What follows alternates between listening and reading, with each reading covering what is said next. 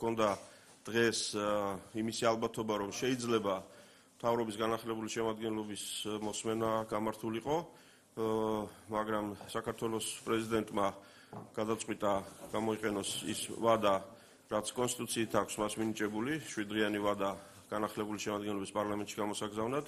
ეს კონსტიტუციური პროცესია, ეს არ არის რაღაცა ექსტრაორდინარული მოვლენა, 7 დღე წერია, იმიტომ რომ შესაძლოა ეს იყოს 7 დღე. პრეზიდენტი არჩეულია, იმიტომ რომ მიიღოს გონივრული გადაწყვეტილებები, სახელმწიფოებრივად მნიშვნელოვანი გადაწყვეტილებები.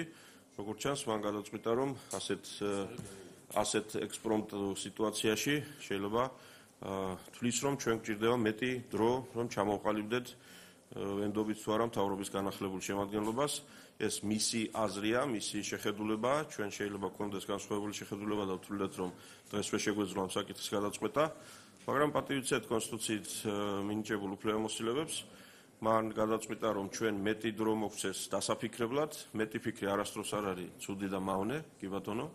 აბასობაში ქვეყანა აგრძელებს ცხოვრებას, ქვეყანას ყავს მოქმედი მთავრობა სრულფასოვანი და უფლებამოსილი, მე მას კიდევ ერთხელ მინდა ხაზი გაუსვა.